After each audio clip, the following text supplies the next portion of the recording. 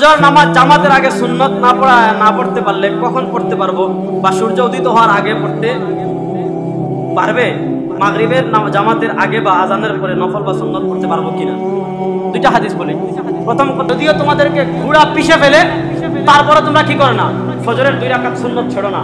এজন্য ফজরের 2 রাকাতের সুন্নতের গুরুত্ব এত বেশি। যদি আপনি আগে পড়তে না পারেন, তাহলে সূর্যোদয়ের পর যে সময় নামাজ পড়া হারাম, ওই সময় না।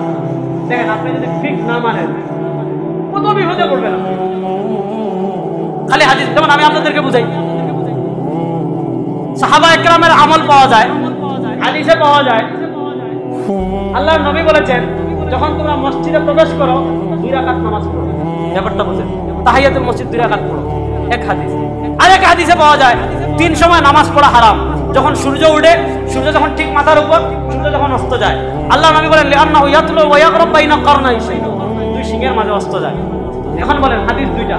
এখন এক লোক ঠিক দুপুরের সময় মসজিদে প্রবেশ করে, এক হাদিস অনুযায়ী মসজিদে প্রবেশ করলে 2 রাকাত পড়ে, এই হাদিস অনুযায়ী 2 রাকাত পড়বে। আবার আরেক হাদিস অনুযায়ী এই সময় মসজিদে নামাজ পড়া হারাম, কারণ সূর্য মাথার উপর। এখন কোন হাদিসের উপর আমল করবে? তো 2 রাকাত নামাজ পড়ে ওই হাদিস অমান্য করলো, আর নামাজ না পড়লে এই হাদিস মানলো না। এখন কি করতে বলেন? আপনি যদি ফিক্স না মানেন, এইভাবে শত সমস্যায় পড়বেন। তো ফজরের সুন্নত 2টা বিষয় আছে। একটা বিষয় হলো আপনি জামাতে আসছেন, আয়েশা দেখলেন নামাজ শুরু হয়ে গিয়েছে। আল্লাহর নবী বলেন, ইদা উকিমাতিস সালাত, যখন ইকামত হয়ে যাবে, ফালা সালাতা ইল্লাল মাকতুবা, তখন ফরজ নামাজ ছাড়া কোনো নামাজ নেই। কিন্তু হাদিসের সমাজ নিতে হবে সাহাবায়ে কেরাম থেকে। হযরত আবু দারদা রাদিয়াল্লাহু আনহু হাদিস এসেছে যে আবু দারদা রাদিয়াল্লাহু আনহু মসজিদে এসেছেন ফজরের সময়, ওয়ান নাস সাল্লু, মানুষ নামাজ পড়তেছে, ফাসাল্লা রাকাতান ফি নাহিয়াতিল মসজিদ, মসজিদের খুঁটির আড়ালে 2 রাকাত নামাজ পড়ে জামাতে শরীক হয়েছে।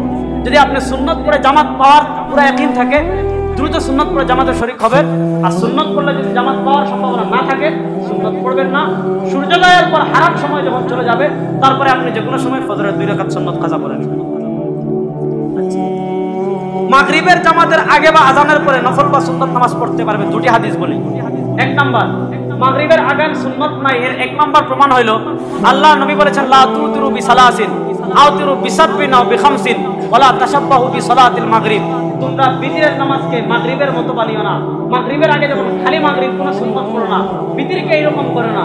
আউতিরু বিখামসিন আও বিসাববিন, বিতিরের আগে কমসে কম 2 রাকাত হলেও কি পড়ো, তাহাজ্জুদ পড়ো, তারপরে বিতির পড়ো। কমসে কম 4 রাকাত হলেও তাহাজ্জুদ পড়ো, বিতির পড়ো। আল্লাহর নবী বলেন, বিতিরকে মাগরিবের মতো বানিও না, বিতিরের আগে 2 রাকাত হলেও তাহাজ্জুদ পড়ে তারপরে বিতির পড়ো।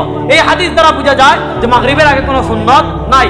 হযরত ইবনে ওমর রাদিয়াল্লাহু আনহু সম্ভবত হাদিস এসেছে, ইবনে ওমর বলেন, সাল্লাইতু খালফা রাসূলিল্লাহ ওয়া খালফা আবি বকর ওয়া ওমর, আমি আল্লাহর নবীর পিছনে নামাজ পড়েছি, আবু বকর রাদিয়াল্লাহু আনহুর পিছনে নামাজ পড়েছি, ওমর রাদিয়াল্লাহু আনহুর পিছনে নামাজ পড়েছি, তাদের কেউ মাগরিবের পূর্বে কোনো নামাজ পড়েন নাই। হ্যাঁ, অন্য মাযহাবে আছে ভিন্ন কথা। আচ্ছা, হাদিসে মহিলাদের জামাতে শরীক হওয়া জরুরি, যা আমরা ইউটিউবে দেখি। আচ্ছা, আপনি হাদিস কি ইউটিউবে দেখেন? হাদিস তো দেখবেন হাদিসের কিতাবে, বুঝলেন না কথা? আপনি হাদিস দেখবেন হাদিসের কিতাবে, ইউটিউবে হাদিস দেখছেন পরে হাদিসটাই মহিলাদের কোথায় পাইছেন যে মহিলা জামাতে জরুরি? এটা সব অপপ্রচার ভাই। দেখেন, পুরুষের নামাজ পড়ার জায়গা হলো কোথায়? আল্লাহ নবী বলেছেন, লা সালাতা লিজারিল মাসজিদি ইল্লা বিল মসজিদ, যদি কোনো পুরুষের বাড়ি মসজিদের পাশে হয়, মসজিদে নামাজ না পড়ে, তাহলে তার নামাজের পরিপূর্ণ সওয়াব হবে না। পুরুষের নামাজ পড়ার জায়গা, কথা বলেন, পুরুষের নামাজ পড়ার জায়গা। আর আল্লাহর নবীর মহিলাদের নামাজ পড়ার জায়গা কোথায়? ঘরে। আল্লাহর নবী পুরুষকে নামাজ পড়ার নির্দেশ দিয়েছেন ঘরে, মসজিদে, উৎসাহিত করেছেন মসজিদে যাও। আর মহিলাদেরকে উৎসাহিত করেন, সালাতুল মারআতি ফি বাইতিহা আফদালু মিন সালাতিহা ফি মাহদাইহা ওয়া সালাতুহা ফি হুজরাতিহা আফদালু সালাতিহা মিন মাসজিদিহা। মহিলাদেরকে আল্লাহ নবী বলেন, শুনো, মহিলাদের জন্য ঘরে নামাজ পড়া বারান্দায় নামাজ পড়া থেকে উত্তম, বারান্দায় নামাজ পড়া থেকে মসজিদে নামাজ পড়া থেকে উত্তম। মহিলারা যত একান্তে নামাজ পড়বে, যত জীর্ণ শীর্ণ জায়গায় গিয়ে নামাজ পড়বে, তত মহিলাদের নামাজ পড়া উত্তম। এজন্য উম্মে আব্দুল্লাহ নামে এক সাহাবী ছিলেন, মহিলা সাহাবী, তিনি আল্লাহ নবীর কাছে এসে বলেছেন, ইয়া রাসূলুল্লাহ, সব পুরুষ সাহাবীরা মসজিদে নববীতে আপনার পিছনে নামাজ পড়ে, এখন থেকে আমরাও আপনার পিছনে নামাজ পড়বো। উনি বলছেন, না, তোমার জন্য তোমার ঘরে নামাজ পড়া, তোমার বারান্দায় নামাজ পড়া থেকে উত্তম। তোমার বারান্দায় নামাজ পড়া তোমার মহল্লার মসজিদে নামাজ পড়া থেকে উত্তম, আর তোমার ঘরে নামাজ পড়া তোমার জন্য মসজিদে নববীতে নামাজ পড়া থেকে উত্তম। এই জন্য মহিলারা নামাজ পড়বে কোথায়? দেখেন, আমাদের আর তাদের মধ্যে পার্থক্য হলো এখানে, আমরা হাদিসের বুঝ নেই সাহাবায়ে কেরাম থেকে।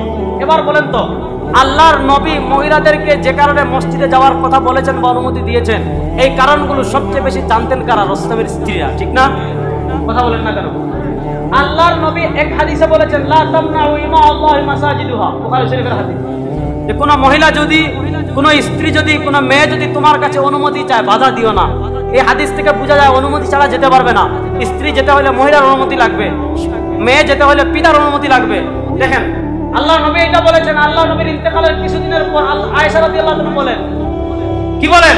যদি আল্লাহ নবী থাকতেন আর দেখতেন মা হাদাসুন নিসা, মহিলারা কি করছে, মহিলাদের কি অবস্থা, লামুনিয়াত, তাহলে আল্লাহ নবী তাদেরকে মসজিদে বারণ করতেন, নিষেধ করতেন।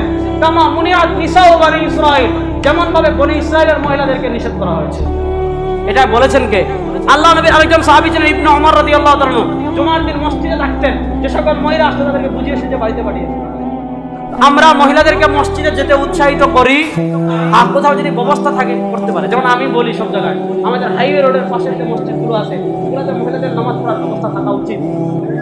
এখন আপনি প্রশ্ন করতে পারেন যে মহিলারা বাজারে যায়, মার্কেটে যায়, মসজিদে যেতে পারবেন না কেন? এটা তো আপনি কিয়াস করলেন। আপনি কিন্তু কিয়াসকে শরীয়তের দলিল মানেন কিনা এটা আগে বলেন।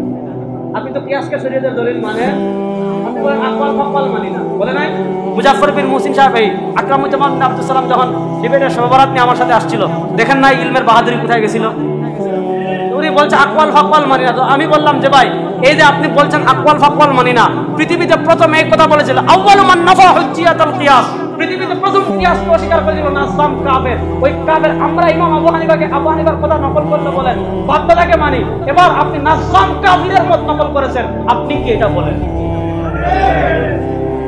এই জন্য মহিলাদের নামাজ পড়ার সর্বোত্তম জায়গা কোথায়? পুরুষের সর্বোত্তম জায়গা কোথায়? এটা বলেন। আল্লাহ নবী উৎসাহিত করেন না, আমি উৎসাহিত করবো কেন?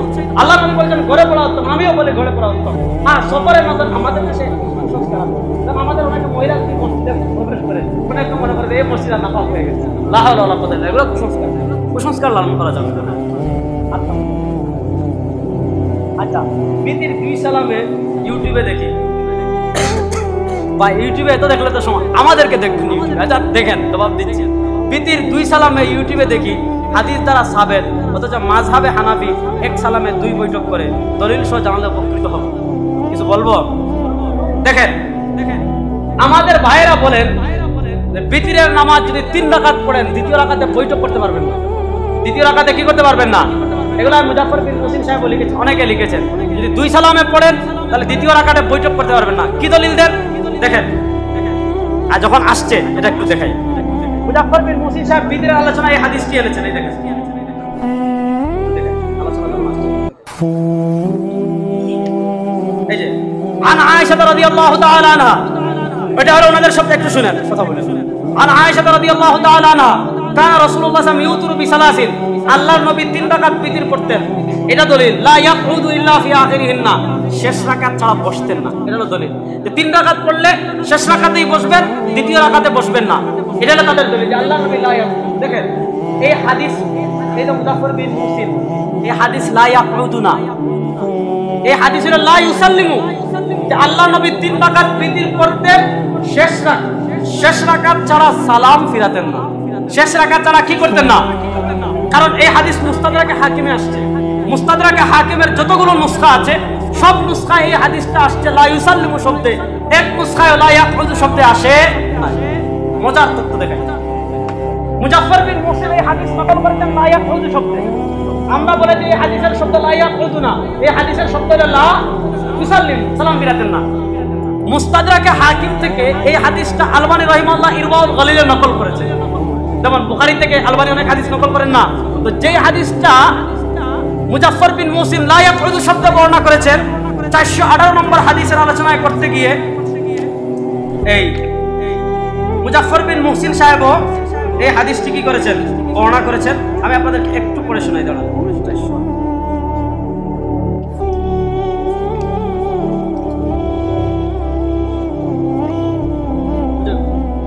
সবাই আপনাকে দেখে পড়ি, দেখলে সবাই বিশ্বাস করবে। এটা ওয়াইয়ুআইদু মা যাকারাহু রাওয়ায়াতুল হাকিম, যে হাকিম নিশাপুরীর রিওয়ায়াত এই হাদিসকে শক্তিশালী করে। হাকিম নিশাপুরীর রওয়ায়াত কি, লা ইউসাল্লিমু সালাম ফিরাতেন না ফির রাকাতাইনিল উলায়াইনা মিনাল বিত, আল্লাহর নবী বিতিরের দ্বিতীয় রাকাতে সালাম, এটা হাদিস, হাদিস হলো সালাম ফিরাতেন না। আর এই খিয়ানতকারীরা এই হাদিসকে বানিয়ে ফেলেছে কি করতেন না, হাদিস হইল কি লা ইউসাল্লিমু সালাম ফিরাতেন না, এই শব্দে আলবানী নকল করেছেন যে সালাম ফিরাতেন না, আর এটারে তারা বানিয়ে ফেলেছে কি। আর বড় মজার আরেকটা জাদু দেখাই, দেখাবো একটা জাদু দেখাই এই কিতাব থেকে। জাদুটা কি দেখাই, এটা দেখলে তো আপনি, এরা যে কি পরিমাণ মানে মানুষের অন্তরে কি পরিমাণ আল্লাহর ভয় না থাকলে মানুষ কি পরিমাণ খান্নাস হলে এই ধরনের ফালতু কাজ করতে পারে। আমি একটু দাঁড়ান, আব্দুর রাজ্জাক বিন ইউসুফ সাহেবের এই যে বই 253 নম্বর পৃষ্ঠা, কত নম্বর পৃষ্ঠা, 253 নম্বর পৃষ্ঠা, শিরোনাম দিয়েছে বিতির 3 রাকাত পড়তে হবে একটানা, মানে দ্বিতীয় রাকাতে কোনো কি নাই, বৈঠক নাই, একটানা পড়তে হবে। বলছে 3 রাকাত বিতির পড়ার সময় একটানা পড়তে হবে, মাঝে কোনো বৈঠক করা যাবে না এবং সালাম ফিরানো যাবে না। বিতির একটানা 3 রাকাত পড়তে হবে, মাঝে কোনো বৈঠক করাও যাবে না, সালাম ফিরানো যাবে না। দলিল কি দেখেন, মনোযোগ দিয়ে শুনেন। আনা আয়েশা তাআলাত, আয়েশা রাদিয়াল্লাহু তাআলা বলেন, কানা রাসূলুল্লাহ ইউতিরু বিসালাসিন, আল্লাহর নবী বিতিরের রাকাত নামাজ 3 রাকাত পড়েছেন। শব্দ দেখেন হুজুর, লা ইউসাল্লিমু ইল্লা ফি আখিরিহিন্না, শব্দ এনেছে শেষ রাকাত ছাড়া সালাম, এটা হলো শুদ্ধ অনুবাদ, শেষ রাকাত ছাড়া সালাম ফিরাতেন না, লা ইউসাল্লিমু ইল্লা ফি আখিরিহিন্না। এবার আব্দুর রাজ্জাক বিন ইউসুফের অনুবাদ দেখি। আয়েশা রাদিয়াল্লাহু তাআলা বলেন, রাসূলুল্লাহ সাল্লাল্লাহু আলাইহি ওয়াসাল্লাম 3 রাকাত বিতির পড়তেন, তিনি শেষ রাকাত ছাড়া বসতেন না। শব্দ কি, শব্দ এনেছে কি, শব্দ এনেছে লা ইউসাল্লিমু সালাম ফিরাতেন না, অনুবাদ করেছে বসতেন না। এবার বলেন আমাকে, আর যদি বলেন এরপরেও যদি বলেন আমরা সহিহ হাদিস না মেনে বাপ দাদার মাযহাব মানি, আপনার সাথে আর আমাদের তর্ক করার দরকার নাই, ঠিক আছে না? এত আখিয়াত করার পর আমরা বৈঠক করি গেলাম মুসলিম শরীফের হাদিস, আল্লাহর নবী বলেন ফি কুল্লি রাকাতাইনি আত-তাহিয়া, প্রত্যেক নামাজের দ্বিতীয় রাকাতে কি করতে হবে, তিরমিজি শরীফের হাদিস, আল্লাহর নবী বলেন আস-সালাতু মাসনা মাসনা, নামাজ হবে 2 রাকাত 2 রাকাত, তাশাহুদুন ফি কুল্লি রাকাতাইনি, প্রত্যেক নামাজের 2 রাকাতের পর তাশাহুদ করা লাগবে কি লাগবে না? আর এই তাশাহুদ করা লাগবে না এটা বলতে গিয়ে হাদিসের মধ্যে 12টা বাজাইছে। আল্লাহ এমন খেয়ালকারী থেকে আমাদের সকলকে বেঁচে থাকার তৌফিক দান করুন। সুবহানাকাল্লাহুম্মা ওয়া বিহামদিকা আশহাদু আল্লা ইলাহা ইল্লা আনতা আস্তাগফিরুকা ওয়া আতুবু ইলাইক। ইন আসাবতুকা মিনাল্লাহ ওয়া ইন আখতা'তু ফামিন্নী ওয়া মিনাশ-শাইতানি।